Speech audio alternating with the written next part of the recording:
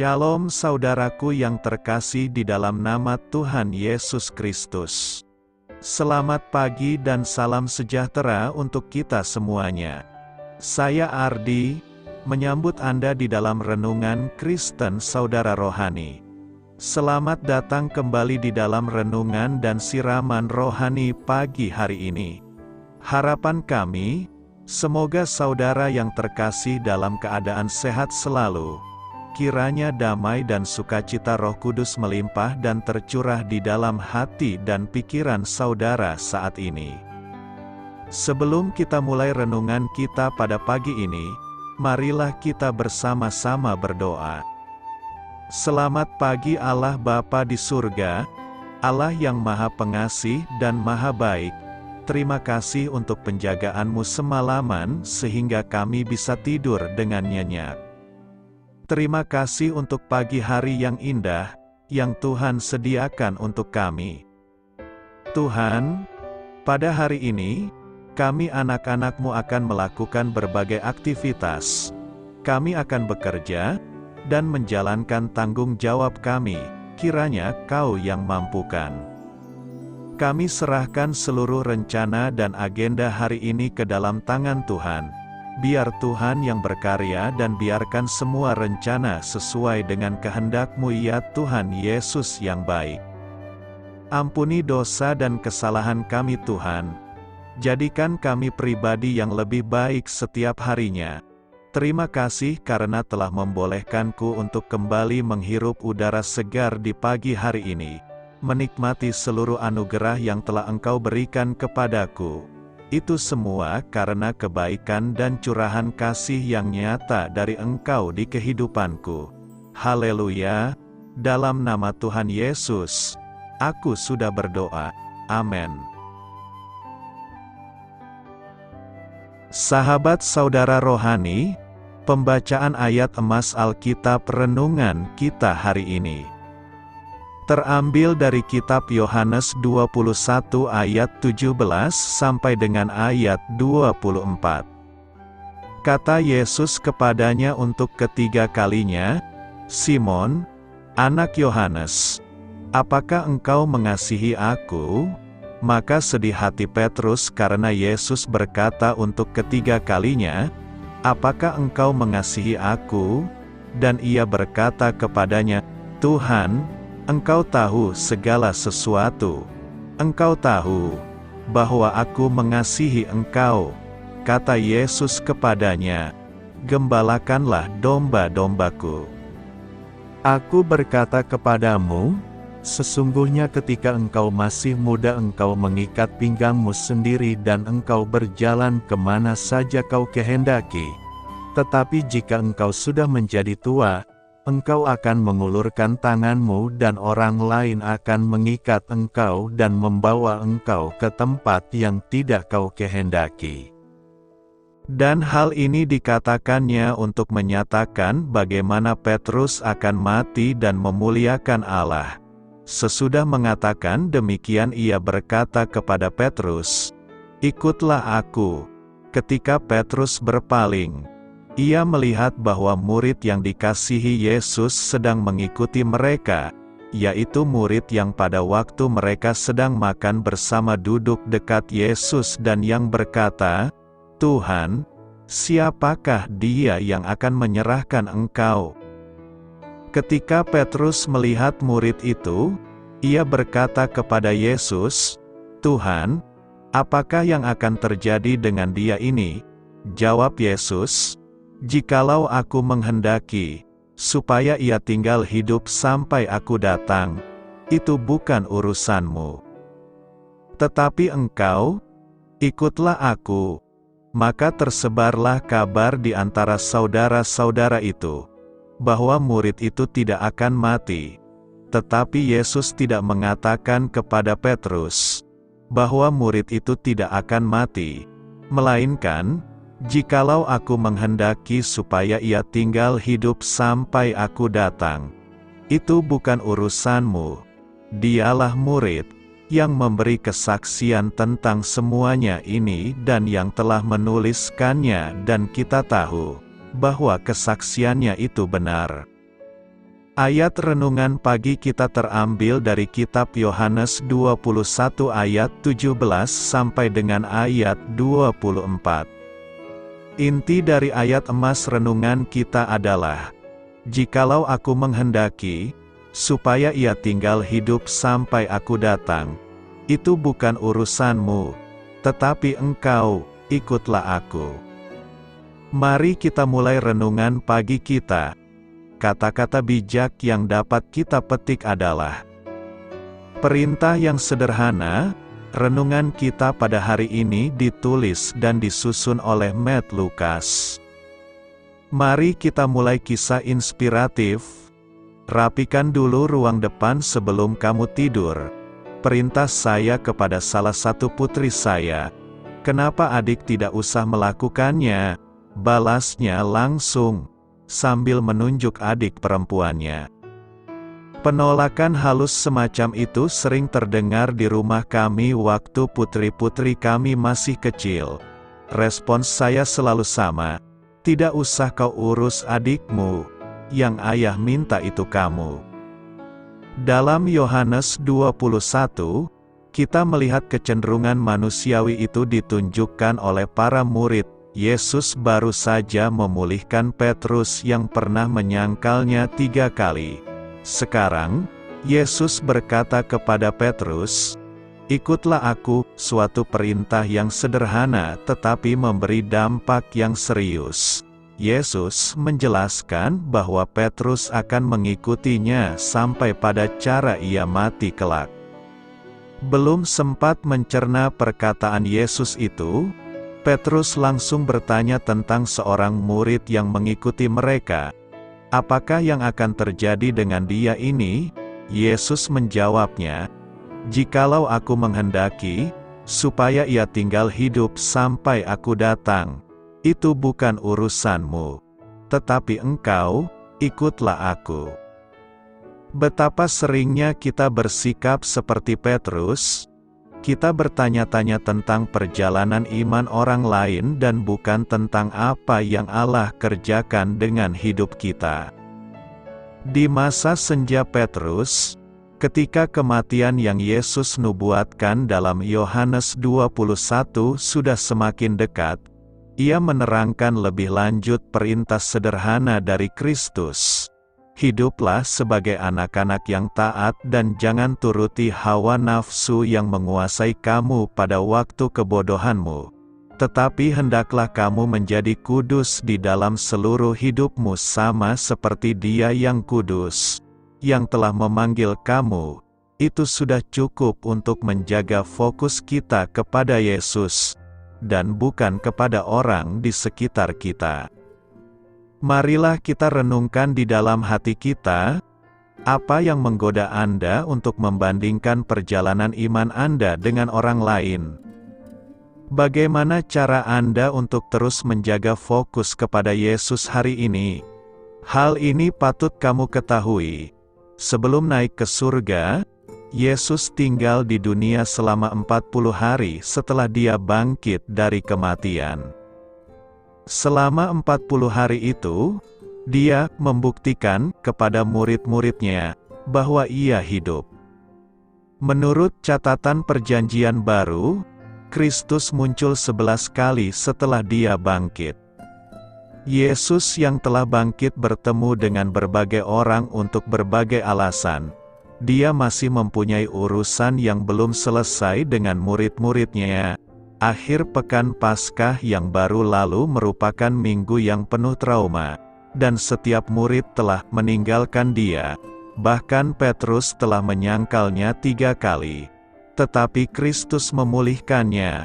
Murid-muridnya butuh diampuni, dipulihkan, ditugaskan, dan diutus kembali untuk melayani Allah. Kasih karunia Tuhan Yesus menyertai kita. Wahyu 22 ayat 21 berkata, "Kasih karunia Tuhan Yesus menyertai kamu sekalian. Amin." Kasih karunia dicurahkan Allah kepada semua manusia tanpa terkecuali bagaikan matahari yang bersinar menerangi bumi mengalahkan kegelapan. Tetapi tidak semua orang menyadari bahwa kasih karunia yang begitu besar itu memang disediakan bagi mereka. Akibatnya mereka tidak memiliki cukup jendela iman untuk menerima kasih karunia itu masuk ke dalam diri mereka. Banyak manusia memang tidak menyadari hal ini. Para rasul mengerti akan hal itu. Itulah sebabnya para rasul bergerak kemana-mana mewartakan kabar baik mengenai kasih karunia ini dengan tidak memedulikan diri mereka sekalipun. Lihatlah apa kata Paulus dalam perpisahan yang mengharukan dengan para penatua di Efesus. Tetapi aku tidak menghiraukan nyawaku sedikit pun, asal saja aku dapat mencapai garis akhir dan menyelesaikan pelayanan yang ditugaskan oleh Tuhan Yesus kepadaku untuk memberi kesaksian tentang Injil kasih karunia Allah. Kasih karunia merupakan sebuah kabar penting dalam pemberitaan Injil, sehingga kita melihat Paulus menuliskan mengenai kasih karunia ini dalam semua surat-suratnya. Bahkan ayat terakhir dalam Injil pun menyebutkan tentang kasih karunia Tuhan Yesus menyertai kamu sekalian. Amin. Apa sebenarnya yang dimaksud dengan kasih karunia? Kasih karunia adalah kasih yang seharusnya tidak layak kita terima, tetapi diberikan Tuhan kepada kita sebagai sebuah anugerah.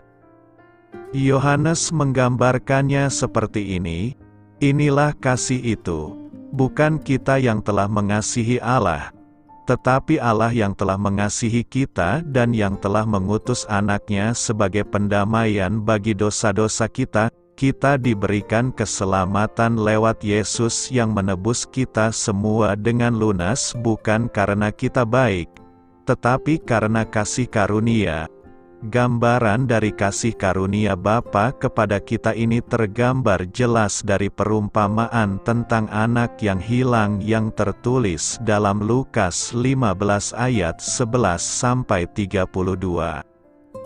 Kita tahu apa yang dilakukan oleh si anak bungsu sudah sangat keterlaluan.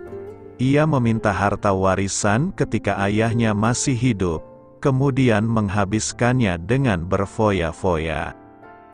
Setelah seluruhnya ludes, ia pun hidup melarat, begitu melarat bahkan sampai terpaksa makan sisa ampas makanan babi. Ia pun kemudian menyesal. Lalu ia menyadari keadaannya, katanya, betapa banyaknya orang upahan Bapakku yang berlimpah-limpah makanannya, tetapi aku di sini mati kelaparan. Aku akan bangkit dan pergi kepada Bapakku dan berkata kepadanya, Bapa, aku telah berdosa terhadap sorga dan terhadap Bapa, aku tidak layak lagi disebutkan anak Bapa. Jadikanlah aku sebagai salah seorang upahan Bapa. Ia tahu bahwa ia berdosa, dan karena dosa itu seharusnya ia tidak layak lagi atas apapun. Bahkan apabila bisa menjadi seorang upahan saja itu sudah beruntung. Lalu ia pun memutuskan untuk kembali kepada bapaknya. Ternyata kedatangannya itu sudah ditunggu-tunggu oleh sang ayah. Alkitab menggambarkannya dengan begitu indah. Ketika ia masih jauh, ayahnya telah melihatnya. Lalu tergeraklah hatinya oleh belas kasihan.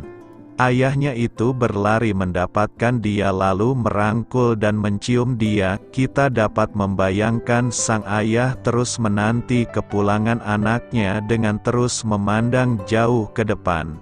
Ia terus menanti, dan menanti, hingga akhirnya ia melihat sosok sang anak di kejauhan.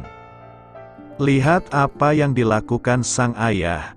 Ia tidak sekedar menanti hingga anaknya sampai, ia berlari menyambut anaknya.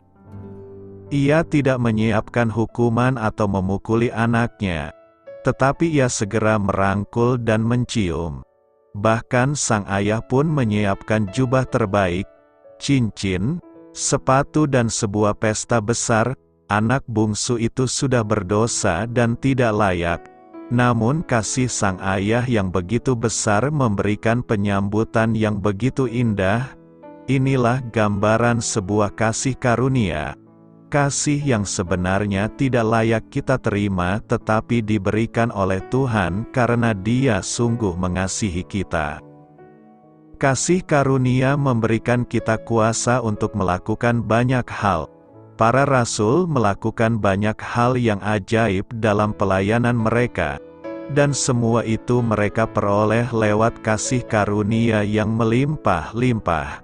Di dalam kasih karunia ada kekuatan, dan tentu saja dalam kasih karunia kita diselamatkan oleh iman. Semua ini sudah diberikan Tuhan kepada semua orang, termasuk saudara dan saya. Kasih karunia adalah kebaikan hati Allah yang tanpa pamrih. Walaupun kita adalah orang-orang berdosa yang sebenarnya harus dihukum, tetapi Allah dalam Yesus Kristus memandang kita dengan kasih-Nya dan belas kasihan-Nya, sehingga Ia memberikan pengampunan kepada kita yang percaya kepada-Nya. Kemudian kasih karunia Allah juga berarti kuasa Allah yang memberikan berkat dan juga kekuatan.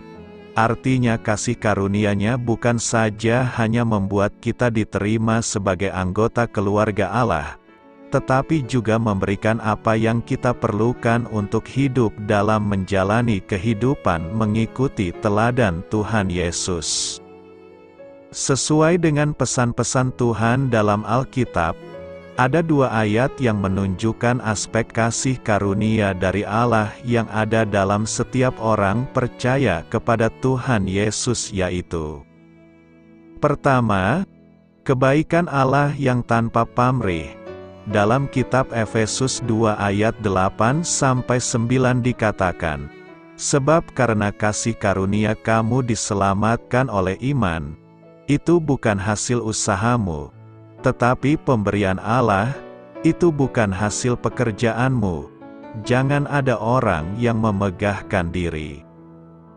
Jika keselamatan tergantung pada kemampuan dan kekuatan manusia, maka semua manusia akan binasa, sebab tidak ada seorang pun yang bisa mencapai standar kesempurnaan Allah. Tetapi karena keselamatan itu adalah oleh kasih karunia Allah, maka setiap orang memiliki harapan untuk terbebas dari hukuman kekal. Kebenaran inilah yang bisa membuat manusia sadar dan tidak menjadi sombong. Kedua, kekuatan Allah yang memberi kekuatan. Dalam kitab 2 Korintus 2 ayat 1 dikatakan, "Sebab itu, hai anakku, jadilah kuat oleh kasih karunia dalam Kristus Yesus." Keselamatan bukan saja pemberian Allah tanpa pamrih, tetapi juga adalah kekuatan Allah yang dinyatakan. Sebab hanya dengan demikian hidup kita dapat diubahkan dan dapat tetap teguh percaya kepada Tuhan sampai kesudahannya. Oleh kasih karunia Allah dalam Kristus Yesus, kita yang tadinya hamba dosa, sekarang menjadi hamba kebenaran. Kita yang tadinya adalah seteru Allah, sekarang didamaikan dengan Allah oleh kematian Yesus Kristus Anak-Nya. Kita yang seharusnya binasa, sekarang beroleh hidup yang kekal. Pesan firman Tuhan hari ini adalah untuk menyadarkan kita bahwa yang perlu kita syukuri dan hargai dalam segala keadaan hidup kita sebagai pengikut Yesus adalah kasih karunia Allah. Kasih karunialah yang membuat kita bertumbuh dan menjadi kuat dalam menghadapi segala sesuatu dan tidak goyah imannya. Meskipun ini ayat terakhir dalam Alkitab, tetapi ayat ini tidak akan pernah berakhir dalam hidup kita. Sekarang, yang Tuhan inginkan untuk kita lakukan sangatlah sederhana. Siapkan hati kita dengan membukanya dan menerima segenap berkat Tuhan, juga anugerah melimpah di akhir tahun ini.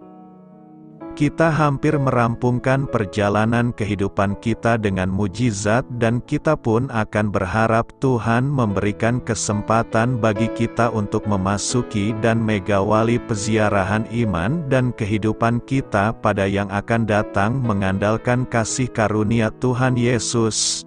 Karena itu, kiranya kasih karunia, berkat, perlindungan, dan damai sejahtera semakin ditambahkan dalam hidup kita semua.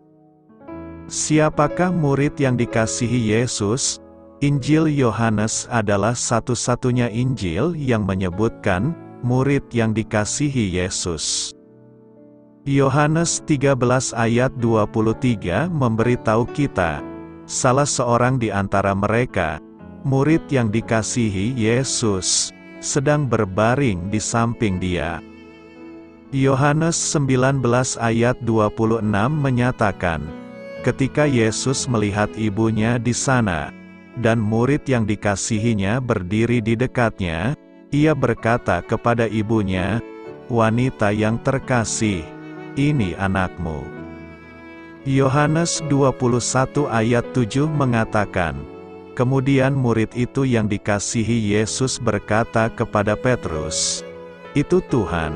Murid ini tidak pernah diidentifikasi secara spesifik, namun identitas murid yang dikasihi Yesus jelas. Murid yang dikasihi Yesus mengidentifikasi dirinya sebagai penulis Injil, yang diyakini sebagian besar pakar sebagai Rasul Yohanes, putra Zebedes dan saudara laki-laki Yakobus. Pertama, hanya Injil Yohanes yang menyebutkan murid yang dikasihi Yesus. Kedua, Yohanes 21 ayat 2 memberitahu kita siapa yang sedang memancing bersama Petrus. Simon Petrus, Thomas, disebut Didimus, Natanael dari Kana di Galilea, anak-anak Zebedes, dan dua murid lainnya sedang bersama-sama. Rasul Yohanes adalah anak Zebedes. Ketiga, ada tiga murid yang sangat dekat dengan Yesus, Petrus, Yakobus, dan Yohanes. Murid yang dikasihi Yesus tidak mungkin adalah Petrus, karena Petrus mengajukan pertanyaan kepada Yesus mengenai murid ini. Tinggal Yakobus atau Yohanes. Yesus membuat pernyataan tentang kemungkinan umur panjang kehidupan murid yang dia kasihi dalam Yohanes 21 ayat 22. Yakobus adalah rasul pertama yang meninggal. Meskipun Yesus tidak menjanjikan umur panjang kepada murid yang ia kasihi, sangatlah tidak biasa bagi Yesus untuk mengatakan, "Jika aku ingin dia tetap hidup sampai aku kembali, apa urusanmu?" Jika murid yang dikasihinya akan menjadi murid pertama yang meninggal. Sejarah gereja memberitahu kita bahwa Rasul Yohanes hidup pada tahun 90-an Masehi dan merupakan rasul terakhir yang masih hidup. Tradisi gereja mula-mula sepakat dalam mengidentifikasi Yohanes sebagai murid yang dikasihi Yesus. Tampaknya Yohanes mempunyai hubungan yang lebih dekat dengan Yesus dibandingkan dengan murid-murid lainnya. Yesus dan Yohanes pada dasarnya adalah sahabat baik.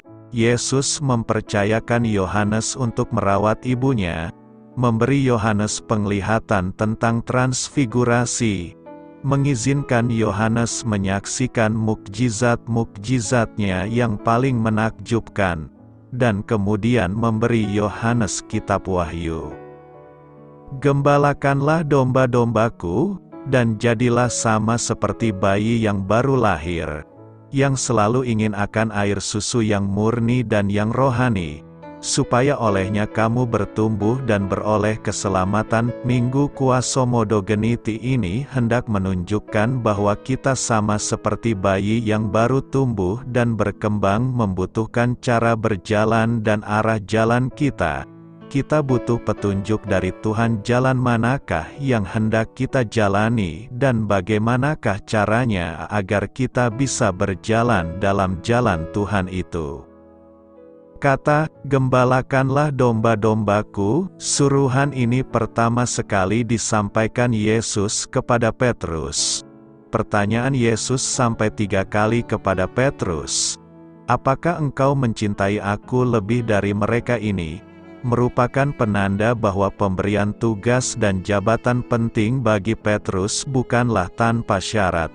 Yesus ingin mendengar secara langsung dari mulut Petrus syarat yang dituntut dari seorang gembala, yakni cinta akan Yesus. 3 kali Yesus menanyakan hal yang sama dan 3 kali pula dibalas Petrus dengan jawaban yang sama. "Aku mencintai engkau." Bahkan pada jawaban ketiga ia sampai menangis. Yesus bukan mengabaikan cinta rasul yang lain.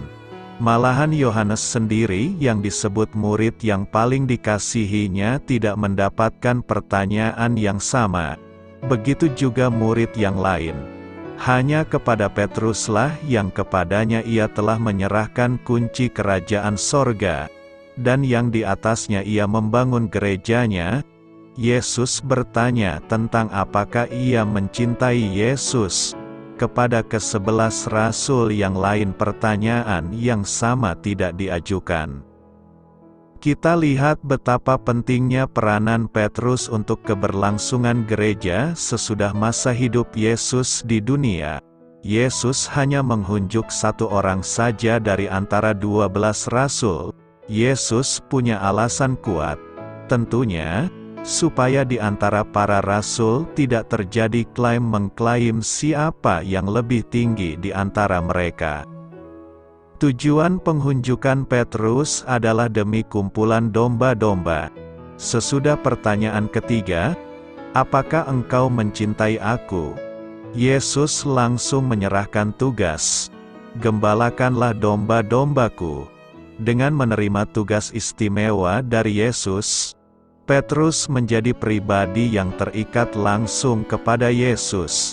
Ia tidak lagi bertindak sesuka hatinya dan seturut seleranya. Kebijakan-kebijakannya bukan lagi berasal dari dirinya sendiri, tetapi dari Dia yang mengangkatnya.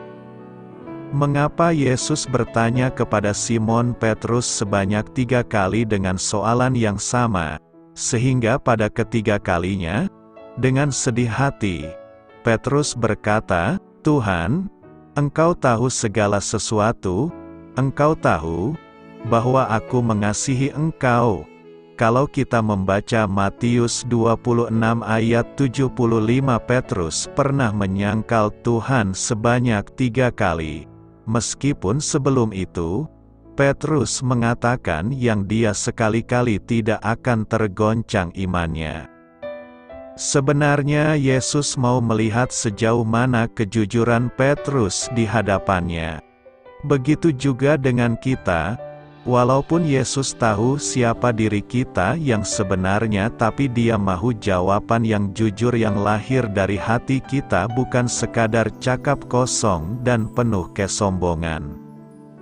Kita boleh saja mengatakan yang kita pasti taat setia pada Tuhan sehingga akhir hayat kita, tapi kita lupa secara manusiawi, selagi kita tidak mengalami hal-hal yang boleh menguji iman kita, kita tidak akan dapat memastikan apakah benar yang kita ucapkan itu atau hanya sekadar di bibir sahaja.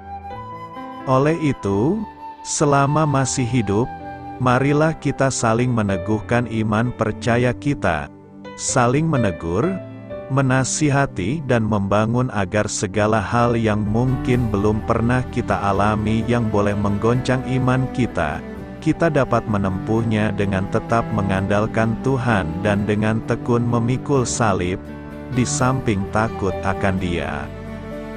Makna sebenarnya, "Gembalakanlah domba-dombaku," yang diucapkan Tuhan Yesus sampai 3 kali itu adalah bentuk pengampunan Tuhan Yesus yang tidak terhingga untuk penyangkalan Petrus yang dilakukan sebanyak 3 kali.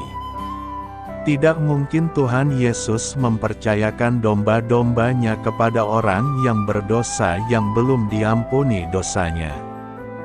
Dengan perkataan itu Tuhan Yesus menyatakan bahwa Dia telah sungguh-sungguh mengampuni Petrus sehingga layak untuk menjadi salah satu gembala domba-domba Tuhan Yesus. Bukti mengasihi Tuhan, Yohanes 14 ayat 24 berkata, "Barang siapa tidak mengasihi aku, ia tidak menuruti firman-Ku. Dan firman yang kamu dengar itu bukanlah daripadaku, melainkan dari Bapa yang mengutus aku." Mengasihi seseorang itu harus punya bukti, misalnya, membelikan bunga, hadiah, atau berkorban baginya. Bukti mengasihi Tuhan itu apa? Apakah buktinya kalau seorang Kristen itu mengasihi Kristus? Bukti dari kasih itu ternyata jelas tampak dalam dua hal berikut ini, yaitu: pertama, memegang dan melakukan perintahnya. Tuhan Yesus berkata, "Barang siapa memegang perintahku dan melakukannya, dialah yang mengasihi aku. Dan barang siapa mengasihi aku, ia akan dikasihi oleh Bapa-Ku dan aku pun akan mengasihi dia dan akan menyatakan diriku kepadanya." Perhatikanlah kalimat penting untuk direnungkan dengan sungguh-sungguh, yaitu, barang siapa memegang perintahku dan melakukannya, dialah yang mengasihi aku, yang dalam terjemahan Alkitab bahasa Indonesia sehari-hari dikatakan, orang yang menerima perintah-perintahku dan melakukannya, dialah yang mengasihi aku. Di mana tekanannya ada pada memegang dan melakukan perintah Tuhan atau menerima dan melakukan perintah Tuhan. Intinya adalah kasih akan Tuhan, membuat seseorang siap untuk memegang perintahnya. Kata memegang merupakan transliterasi dari kata Yunani, ekson, yang dapat diartikan sebagai menjaga. Dengan demikian, mereka yang mengasihi Kristus akan dengan sungguh-sungguh untuk memegang, tentunya dengan menjaga segala perintahnya. Dengan menjaga perintah Tuhan, maka seseorang sedang membuktikan akan kasih akan Allah. Kedua, menuruti dan menghargai perintahnya. Yohanes mencatat peristiwa penting, yaitu, Yudas, yang bukan Iskariot, berkata kepadanya, "Tuhan, apakah sebabnya maka engkau hendak menyatakan dirimu kepada kami, dan bukan kepada dunia?" Jawab Yesus, "Jika seorang mengasihi aku, ia akan menuruti firman-Ku dan Bapa-Ku akan mengasihi dia dan kami akan datang kepadanya dan diam bersama-sama dengan dia. Barang siapa tidak mengasihi aku, ia tidak menuruti firman-Ku, dan firman yang kamu dengar itu bukanlah daripadaku, melainkan dari Bapa yang mengutus aku."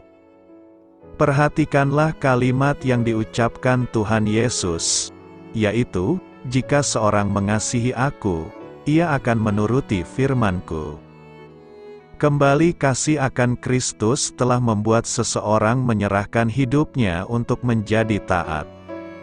Kalimat menuruti merupakan transliterasi kata Yunani, dipergunakan dalam bagian ini, yaitu keep watch over, terus mengawasi, dan guard, menjaga. Dengan demikian maka ketika seseorang mengasihi Tuhan Yesus, maka sudah selayaknya ia menjaga, atau menuruti, firman Tuhan. Tuhan Yesus berkata, "Barang siapa tidak mengasihi aku, ia tidak menuruti firman-Ku dan firman yang kamu dengar itu bukanlah daripadaku, melainkan dari Bapa yang mengutus aku."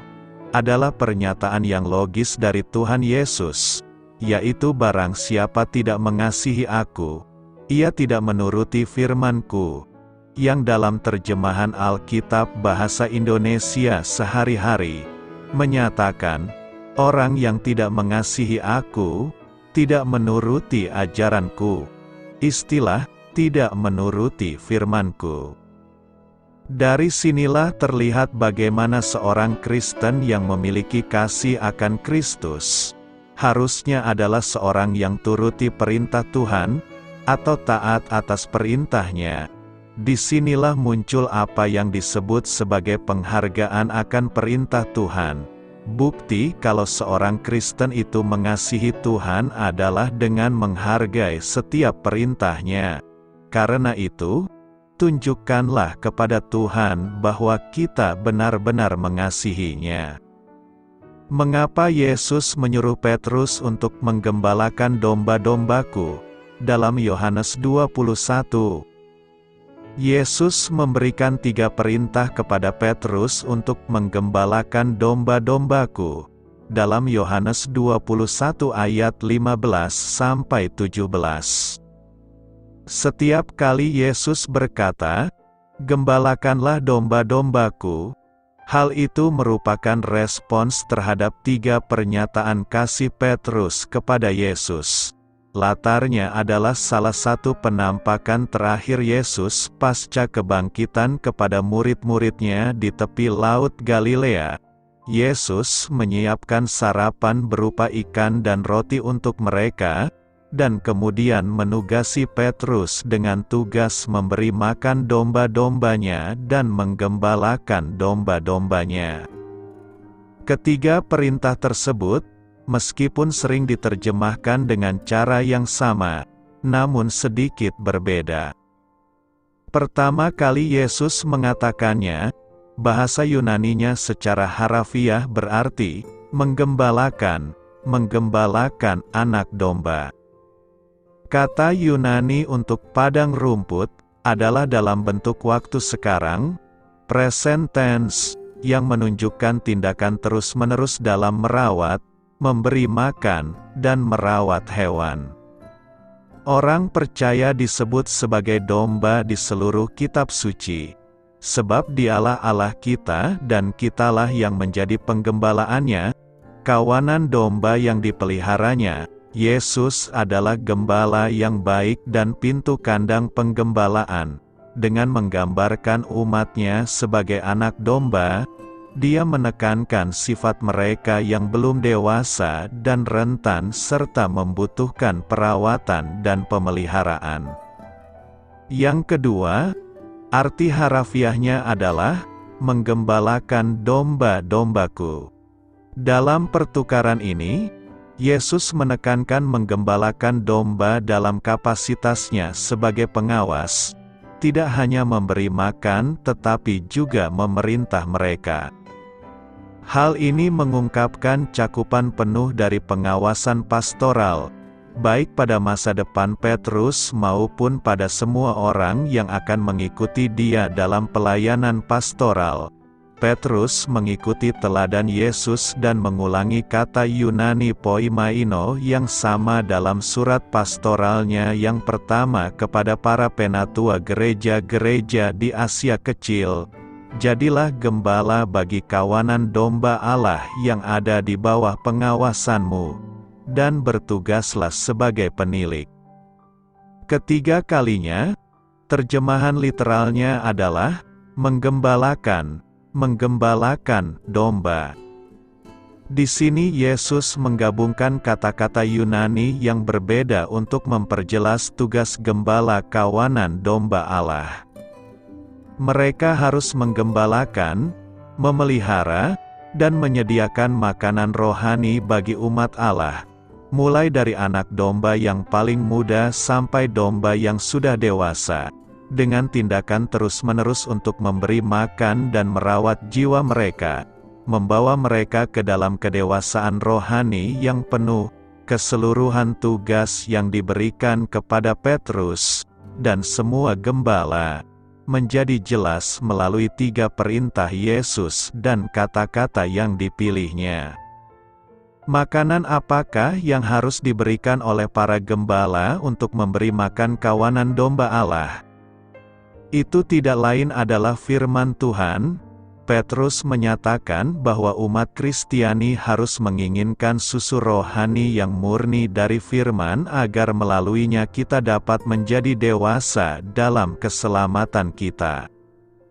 Sejak awal kitab Ulangan, kita melihat Tuhan menggambarkan firman-Nya sebagai makanan bagi umat-Nya yang hidup bukan dari roti saja, tetapi dari setiap firman yang keluar dari mulut-Nya.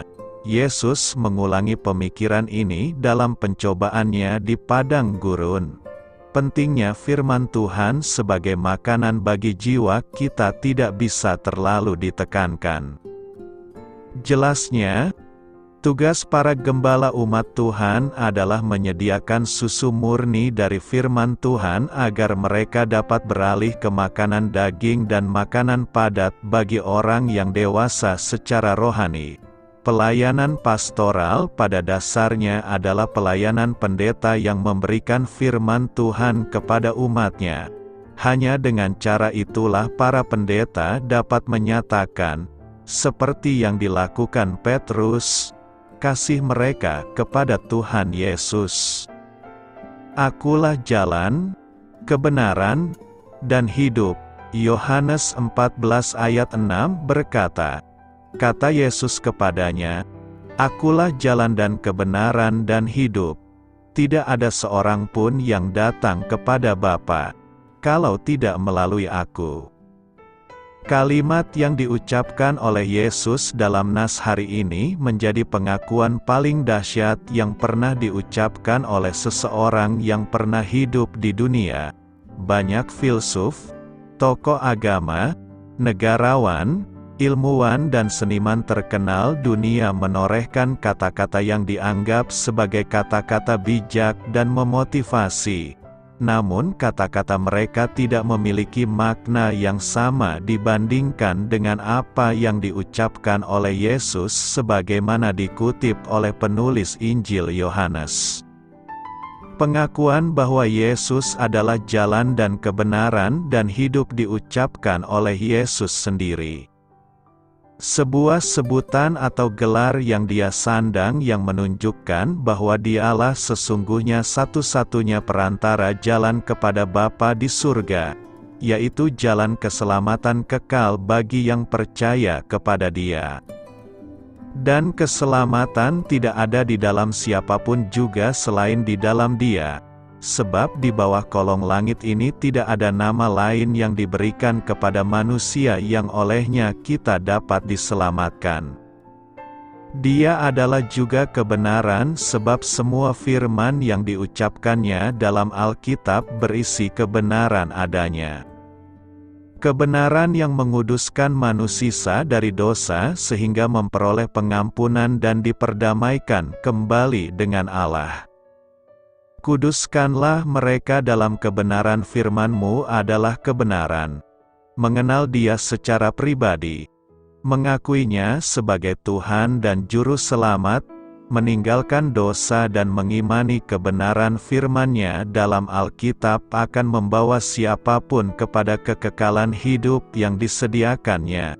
Karena begitu besar kasih Allah akan dunia ini, sehingga Ia telah mengaruniakan Anak-Nya yang tunggal, supaya setiap orang yang percaya kepadanya tidak binasa, melainkan beroleh hidup yang kekal. Apa maksud dari perkataan Yesus ini? Pertama, sebagai jalan, Yesus adalah gembala yang baik yang memberikan nyawanya bagi domba-dombanya. Yohanes 10 ayat 11 menulis, Akulah gembala yang baik. Gembala yang baik memberikan nyawanya bagi domba-dombanya. Dia adalah gembala yang membuka jalan bagi domba-dombanya. Dia memanggil nama domba-dombanya dan domba-dombanya mengikuti Dia karena mengenal suaranya. Oleh sebab itu nama kita harus terdaftar dalam kitab kehidupan di sorga. Pada ayat 3-5 dikatakan, untuk Dia penjaga membuka pintu dan domba-domba mendengarkan suaranya dan Ia memanggil domba-dombanya masing-masing menurut namanya dan menuntunnya keluar. Jika semua dombanya telah dibawanya keluar, Ia berjalan di depan mereka dan domba-domba itu mengikuti Dia, karena mereka mengenal suaranya. Tetapi seorang asing pasti tidak mereka ikuti, malah mereka lari daripadanya, karena suara orang-orang asing tidak mereka kenal. Jadi jika kita mau tahu jalan ke rumah Bapa, kita harus mendengar suara gembala, yaitu firman Tuhan, dan mengikuti Dia. Kedua, sebagai kebenaran, Yesus sudah rela menjadi korban sebagai anak domba. Yohanes dalam Yohanes 1 ayat 29 memperkenalkan pribadi Yesus. Pada keesokan harinya Yohanes melihat Yesus datang kepadanya dan ia berkata, "Lihatlah anak domba Allah, yang menghapus dosa dunia. Dia yang tidak berdosa sudah menjadi korban bagi kita supaya kita yang berdosa dibenarkan oleh Allah." Surat 2 Korintus 5 ayat 21 menyebutkan, Dia yang tidak mengenal dosa telah dibuatnya menjadi dosa karena kita, supaya dalam Dia kita dibenarkan oleh Allah. Ketiga, sebagai hidup, Yesus adalah roti hidup. Firman Tuhan mengatakan bahwa roti hidup yang Dia berikan adalah daging-Nya sendiri. Sehingga setiap kita yang memakan daging dan meminum darah-Nya, maka kita akan hidup. Daging dan darah-Nya bagi kita sekarang adalah setiap kali kita menerima perjamuan kudus, persekutuan dengan tubuh dan darah-Nya. Yohanes 6 ayat 48-57 menulis, "Akulah roti hidup. Nenek moyangmu telah makan mana di padang gurun dan mereka telah mati. Inilah roti yang turun dari sorga. Barang siapa makan daripadanya, ia tidak akan mati. Akulah roti hidup yang telah turun dari sorga. Jikalau seorang makan dari roti ini, ia akan hidup selama-lamanya, dan roti yang kuberikan itu ialah dagingku, yang akan kuberikan untuk hidup dunia." Kita patut bersyukur kepada Tuhan, karena Dia sudah membuka jalan bagi kita untuk sampai kepada rumah Bapa di sorga. Dia sudah menjadi jalan, kebenaran dan hidup bagi kita. Oleh sebab itu kita harus bekerja, percaya kepada Yesus yang telah diutus Allah untuk menjadi pengantara bagi kita. Karena itu, marilah kita tetap percaya kepada Yesus sebagai jalan, kebenaran dan hidup. Doa saya menyertai saudara sekalian. Marilah kita menyampaikan doa syafaat. Bapa Surgawi, bentuklah aku semakin serupa dengan citra anak-Mu. Amin. Sampaikan harapan dan permintaan saudara kepada Tuhan.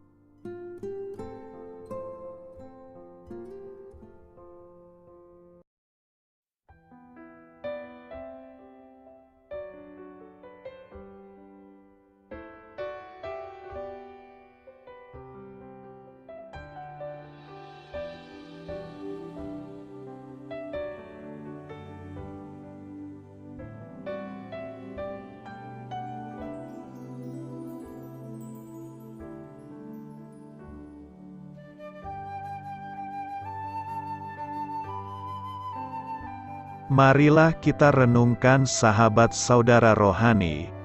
Demikianlah renungan firman Tuhan pagi hari ini. Semoga menjadi berkat dalam hidup kita. Dan sebelum kita memulai segala aktivitas kita pagi hari ini, marilah kita berdoa. Selamat pagi Bapa, malam hari telah berganti pagi. Kehidupan baru telah Engkau berikan kembali bagi kami. Bapa Surgawi, tolonglah aku menyadari kebutuhan orang lain. supaya aku dapat membagikan apa yang telah Engkau berikan kepadaku.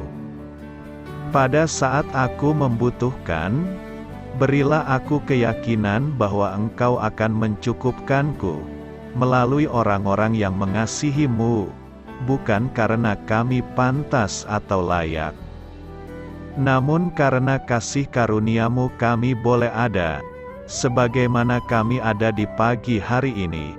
Terima kasih Tuhan, atas kesempatan baru yang telah Tuhan berikan kepada kami, untuk bisa memperbaiki diri agar kami bisa lebih layak di hadapan-Mu.